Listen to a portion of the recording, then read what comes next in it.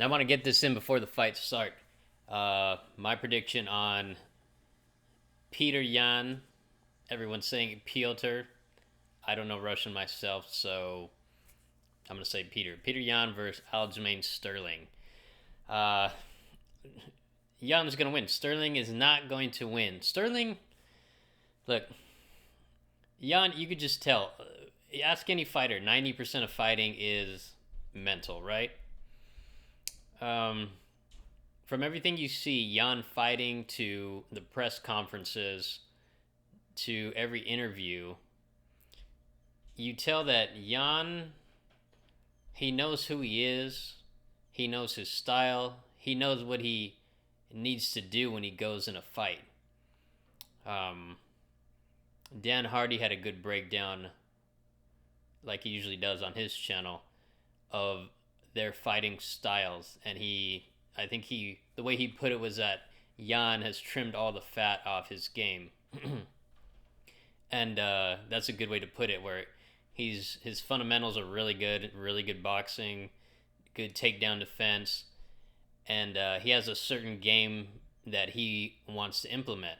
He's one of those fighters that people know what he's going to do, but they still can't stop it. So that I think ties in well. I think a fighter's fighting style reflects, um, it reflects what's up here. So their mental state, their emotional state, uh, their maturity in just life, but also in fighting. And Jan, you can see that he's got, like I said, he knows who he is. He knows his style. He knows what he wants to do.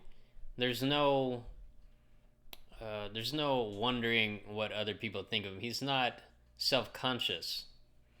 Now, juxtapose that with Sterling. Sterling, you can just tell he's lost. He hasn't kind of found out who he is yet, or he's not willing to accept it, or something. He's got some like emotional growing up to do. I feel like he's a little bit confused, and it shows in his style. It shows in everything. Funkmaster, like what's Funkmaster? What is that? It's corny. It doesn't mean anything. This is not 1970s. He's not like some. I mean, like, is he some big P Funk fan? He wears a big gold chain. It's just like corny. You know what I mean? Like he grew up in like Long Island or something, or New York, and as a wrestler, right? And but he's Jamaican. He's got Jamaican genetics, right? So this tells you two things. He almost grew up in the wrong sport, right? Like if you're gonna be in a sport where there's power and speed required, or it's important to be successful, um, as is the case with MMA, you want out of all, if you can find, if you kind of pick your gene pool, your genetic gifts, you would want to be Jamaican, right? I mean, those guys, any sport outside of the water, even bobsledding, right? They're they're just fast, they're powerful.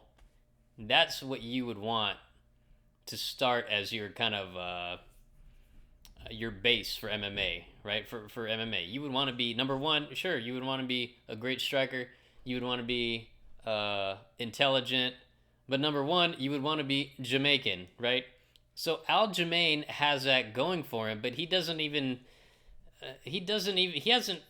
embraced that yet. He flies a flag, and he wears a headband, but he doesn't get it until his last fight. You saw him embrace that a little bit. He was what happened? His last fight was Sanhagen, who is a great fighter. He's an hard, a tough outing for any fighter. Um, in that division, or probably the next division. Aljamain, he was aggressive in that fight. He was fast. He pushed the fight and made it into a brawl where he can take advantage of the scrambles. That's something he hasn't done in the past. He likes to stay around and try and be tricky and kind of hit the opponent from the outside. But what he really wants to do anyway is get in and implement his jiu-jitsu game. Um, but he doesn't do that, and he did it his last fight, and he looked fantastic. I was blown away at how good he looked, how well he performed, especially given his other performances that have been, I think, pretty lackluster. Um, but the problem is that Sterling still, I think if he embraces that, he'll do well in this fight with the aggressiveness. He needs to know, look, I can be explosive. If he can be explosive, always the first to go. If he can uh, understand that those are his tools, that's the colors that he has to paint with that suit him best. I think he'll be the bantamweight champ, and it'll be very difficult to beat him. But for now, you can tell he doesn't. He's still confused, and it reflects in his style, where he wants to like try and be tricky or do this funny footwork that's really not useful in any way.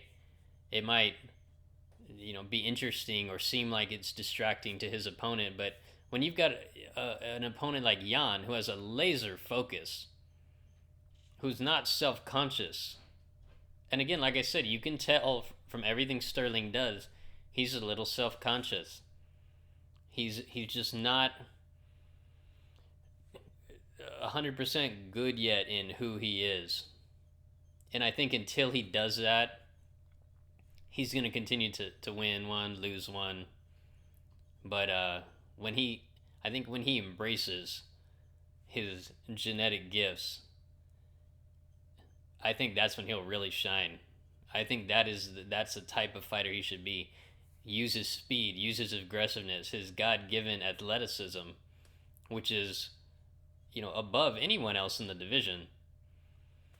Um, and then he already has the, he has the jiu-jitsu training, but and then he has all the wrestling training, and I think that'll help him, but almost be secondary to the type of game that he should implement.